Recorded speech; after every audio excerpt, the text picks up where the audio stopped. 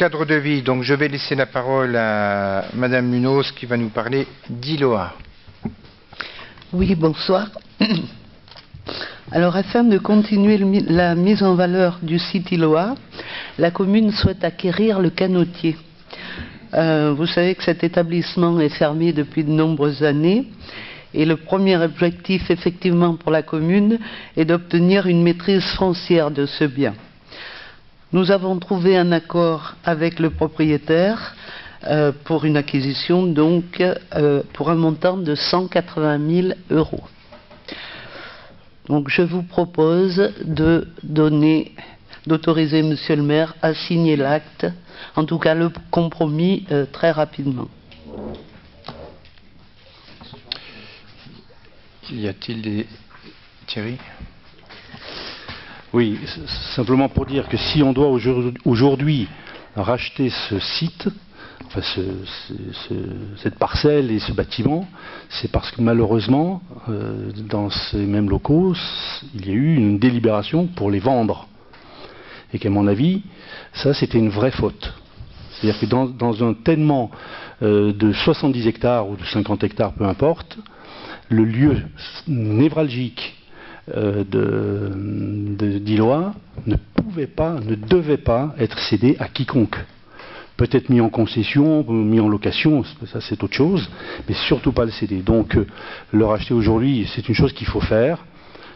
C'est pas qu'on n'ait pas tenté de le faire, mais on va dire que la personnalité peut-être du vendeur a créé quelques difficultés dans la négociation. Je suis poli, je sais pas comment, c'est bien emballé. Hein. Voilà. Alors maintenant, le prix il est largement au-dessus du prix des domaines. Bon, on peut le regretter.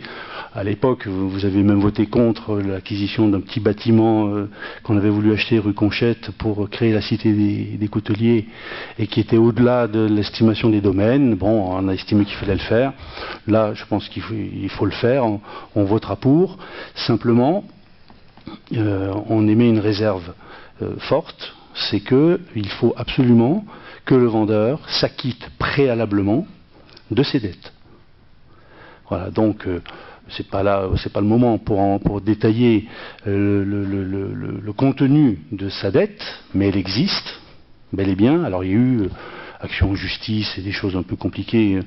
Néanmoins, il doit de l'argent, donc qu'on l'achète, oui, mais qu'on en déduise, nous, avant de le payer, ce qu'il nous doit, parce que sinon, on ne le verra jamais. Voilà.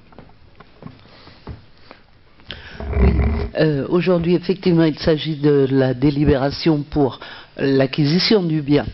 Nous en avons parlé en commission.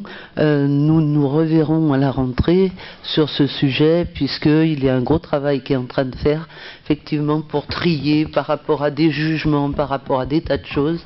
Donc nous aurons l'occasion d'en reparler, bien évidemment. Donc, certes, mais je pense qu'il faut, enfin, en tout cas, nous, si on vote pour, c'est s'il y a bien cette condition-là. C'est-à-dire que s'il est avéré qu'il nous doit 20 000 €, 30 000 ou 40 000 €, peu importe, eh bien qu'on lui paiera ce qu'on lui doit, moins ce qu'il nous doit. Voilà. Oui, les deux dossiers, pour nous, sont séparés. C'est-à-dire qu'il y a l'acquisition du site, du bâtiment, qui pour nous est primordial si on veut envisager un développement de la zone. On a la nécessité de reprendre la maîtrise du foncier. On voit bien les difficultés que ça peut poser. Nous sommes en train d'essayer de régler le deuxième aspect. La première solution, on a trouvé une solution. C'est vrai qu'elle est de 30 000 € supérieure au domaine. Je crois que l'estimation des domaines était de 150 000 € dans ces eaux-là. Voilà. Voilà. Donc bon, voilà. Donc on règle déjà cet aspect-là. Et en parallèle, on essaye et on réglera le deuxième aspect de la dette. Alors la difficulté, c'est de combien est la dette. Donc on essaye, on trouve bout par bout et on travaille avec les services des impôts là-dessus. Voilà. Et on commence à tirer la ficelle.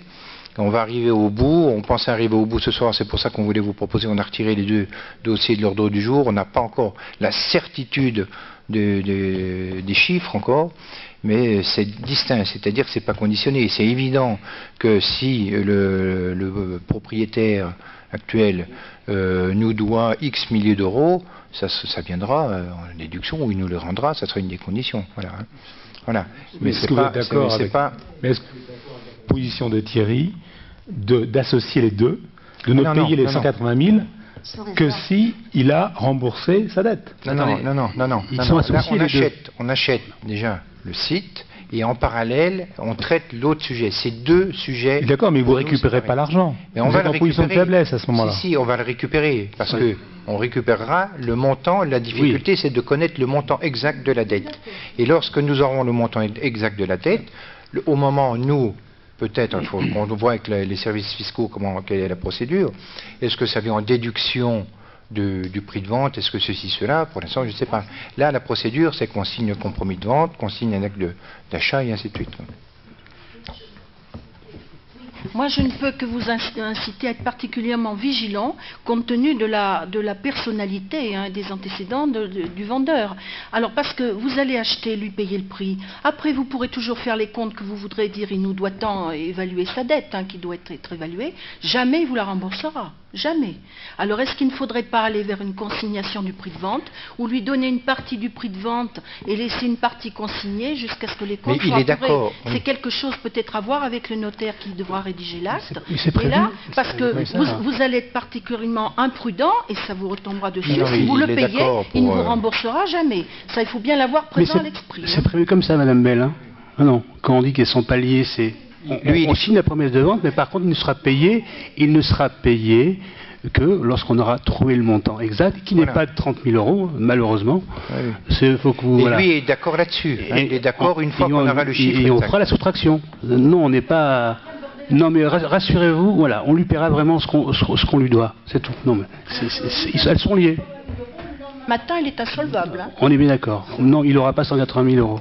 Mais si je comprends bien, vous nous demandez quand même d'approuver sans aucune réserve dans le compromis. Il n'y a pas de réserve. La vente se fait à 180 000. Hein. Après, ce qu'il nous doit, c'est autre chose. C'est ce que dit Monsieur le maire. C'est deux choses différentes. Oui, mais j'insiste un peu sur ce point-là. L'intérêt d'une promesse de vente, c'est justement d'inclure dans ce document-là les réserves des uns et des autres. Peut-être que lui, il veut bien vous vendre, mais à une condition aussi. Donc, il me semble que nous, on serait d'accord pour vendre, à condition que... Mais si ça ne figure pas dans la promesse de vente, ça pourra pas, vous n'aurez pas de garantie. Voilà, c'est tout. Non, juste pour revenir un petit peu là-dessus, ce sont vraiment deux dossiers bien différents. Hein, c'est clair. Bon, si le problème est là. Là, nous délibérons sur un achat. Et ce dossier, c'est pas à vous que je l'apprendrai, ce dossier est tellement lourd, tellement énorme, nous sommes en train de travailler avec les services, avec le Trésor, pour démêler la pelote de laine, parce qu'elle était très emmêlée, la pelote de laine. Donc c'est en train de suivre son cours, et ce sont deux choses différentes. Voilà. Ce sont peut-être deux choses différentes, mais j'ai bien compris M. Mefta qui dit que les deux seront associés. Non, mais on peut peut-être préciser dans l'acte de vente que c'est sous, mais on est au jour d'aujourd'hui incapable d'indiquer le montant. Le problème, il est là. Voilà. C'est ça. Tout à fait. Voilà. Donc, mais la vente se fait à 180 000 euros et c'est ce qu'on vote ce soir. Mais effectivement, on n'est pas des lapins de 3 semaines. On ne va pas faire un chèque en blanc. On déduira l'argent qu'il nous doit. Le jour où on comptera le montant. Voilà. Aujourd'hui, on l'a pas. Non. Je ne pense pas. Si ce n'est pas prévu dans votre promesse de vente, le jour où l'échéance de la promesse de vente sera passée, vous devrez lui payer les 180 000 euros. Même si vous en doit 70 000 et qu'il ne veut pas vous les payer, vous devrez payer les 180. Ça, c'est sûr. Mais je ne veux pas vous donner des cours de droit, je ne suis pas un spécialiste, mais ces notions-là de promesse de vente, je peux vous assurer que si ce n'est pas dans la promesse de vente, il n'aura aucune obligation et vous devrez les payer, c'est sûr. Non, mais au jour d'aujourd'hui, la dette, elle est toujours active. Hein. Il n'y a pas de, voilà, il y a eu des titres émis, tout ça. Voilà. Mais on peut peut-être imaginer, il faut qu'on voit que dans l'acte dans la promesse de vente, c'est sans indiquer de montant que, voilà, on achète à hauteur de 180 000 euros et qu'en contrepartie, enfin, il faut trouver la formule juridique exacte, hein, qui s'engage à nous. Oui, quitte à dire, 50 000 € maximum seront concernés par le remboursement de la dette. Même si c'est 60, il y aura 10 000 qui donnera peut-être après. Mais il faut trouver une solution comme ça, parce que si ce n'est pas dans la promesse de vente, ça ne marchera pas. Donc on voit dans quelle mesure peut être inscrit dans la promesse de vente le remboursement d'une somme qui serait due. Voilà, hein, sans indiquer le montant, voir avec le notaire si tout ça c'est jouable, dans quelles conditions, et ainsi de suite. Voilà. Oui, mais à ce moment-là, il faudra redélibérer pour faire acter ces conditions-là, si vous voulez. Bon, alors c'est non, alors. Donc moi je retire ma proposition, parce que là on ne peut plus perdre de temps. Donc là, il faut que ce soir on délibère pour l'achat du site, qu'on puisse passer la promesse de vente dès demain matin, et qu'on puisse passer la vente rapidement, enfin rapidement, on s'entend, il y a des délais, hein, mais on a perdu déjà assez de temps, là-dessus il faut que ça soit traité rapidement, parce que sinon on est reparti. Donc vous ferez comme vous voulez, nous la proposition c'est de dire d'acquérir ce lieu à hauteur de 180 000 €. Je vois dans quelle mesure on peut inscrire dans la promesse de vente qu'il y ait une clause pour que la dette, s'il y a dette et à quel montant, ainsi de suite, nous soit réglée, et ainsi de suite. Voilà, moi c'est le seul engagement que je prends au jour d'aujourd'hui. Mais en plus, ça passe par le percepteur, j'allais dire. La dette, il la doit pas à la ville de Thiers, il la doit aux impôts. Donc l'argent passe, nous on paye les impôts. Je suis pas juriste non plus, mais j'imagine qu'il y a moyen de... Oui, mais mais ça passe. Excusez-moi, mais ça passe par la case départ, ça passe par les impôts. Donc ce qui rentre et ce qui sort, je pense que je peux faire confiance au percepteur. Voilà. Non, mais bien sûr que c'est pour la ville. Si les sommes transitent par le percepteur, que ce soit la dette ou les 180 000 €, et le percepteur fera le boulot, tout simplement, parce que c'est... Moi, j'imagine.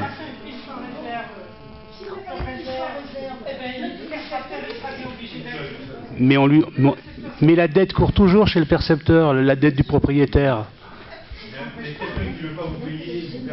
Mais nous, le chèque, on peut lui faire à lui, on va lui faire au percepteur. C'est le percepteur qui lui fait le chèque. Pas de bon. Ben, écoutez, moi, là, ma proposition que je fais, vous faites comme vous le sentez, et puis voilà.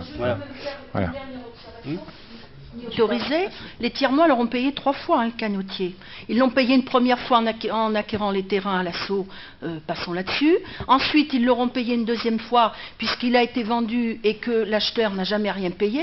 Voilà. Et puis on le repaye aujourd'hui 180 000 €. Oui, mais je ne suis pas responsable des erreurs. Je suis pas responsable des erreurs du passé. Mais c'est une constatation, c'est objectif. Ça fait 3 fois que les contribuables thiernois le payent. Bon.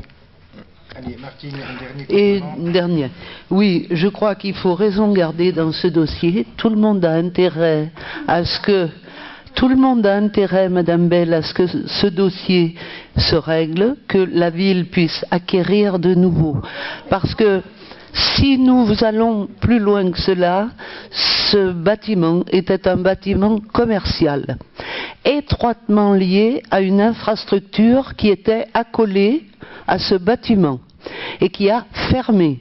C'est-à-dire que ce bâtiment a perdu une certaine valeur. Donc je crois qu'il faut que ce dossier revienne dans la propriété de la ville pour qu'enfin nous puissions envisager quelque chose au niveau d'Iloa.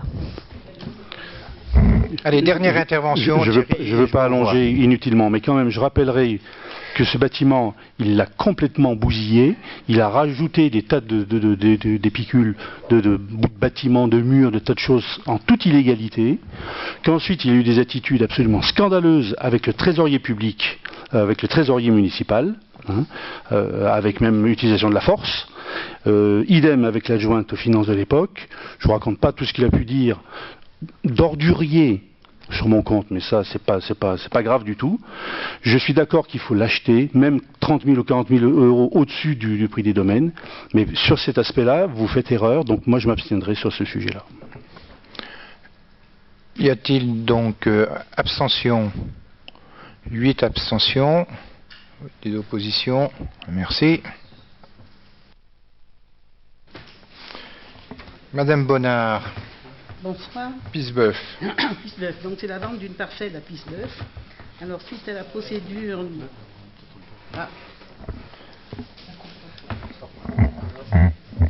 Merci. Alors, suite à la procédure de vente des biens de section, après vente des... Approche-le un petit peu. Après le vote des électeurs, ça bon. Voilà. Ah oui. Alors, suite à la procédure de vente des biens de section, après le vote des électeurs, une parcelle de terrain de 417 mètres carrés est vendue à Madame Mache Denise selon les dispositions de la délibération du Conseil municipal du 19 décembre 2013. Une autre parcelle de 5 mètres carrés en bord de route, issue du domaine public intégré par le service du cadastre dans le domaine privé de la commune, est également vendue à Madame Mage au prix de 40 €. Alors il est proposé au Conseil d'autoriser le maire à signer cette cession en même temps que celle de la parcelle issue des biens de section. Ce qui fait que Madame Mage aura l'entière disposition des parcelles qui se trouvent autour de sa maison. Y a-t-il des abstentions, des oppositions? On régularise, hein, c'est une régularisation. Oui, voilà. Merci. Après, l'aménagement de l'îlot Mercière, acquisition de terrain. Alors la ville, dans le cadre du programme de renouvellement urbain, procède à l'heure actuelle au réaménagement des espaces publics de l'îlot Mercière. Pour optimiser ce réaménagement, il est nécessaire de procéder à l'acquisition d'un terrain, d'une petite parcelle de terrain, située à l'avant des garages de la parcelle AS 188. Il s'agit du garage qui se trouve sur la droite quand on rentre sur la place.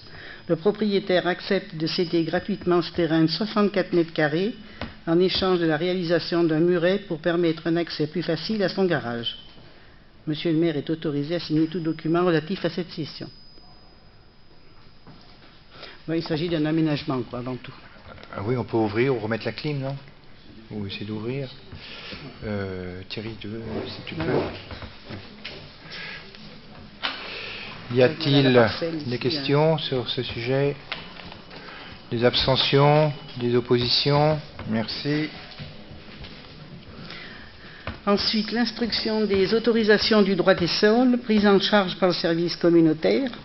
Alors, la loi Allure prévoit la suppression des missions d'instruction des autorisations du droit des sols pour le compte des communes membres d'un établissement de coopération intercommunale de plus de 10 000 habitants. De ce fait, un service commun a été créé par Tiers Communauté pour remplir cette mission auprès des communes membres à compter du 1er juillet. La ville de Thiers, qui instruit déjà ses actes d'urbanisme, accepte de transférer son service d'instruction à Tiers Communauté pour assurer la mission de ce service commun. Le maire sera autorisé à signer la convention de constitution d'un service commun auquel l'instruction des actes d'urbanisme de la commune sera confiée. Voilà. Y a-t-il des questions? Y a-t-il des abstentions? Des oppositions? Merci. Et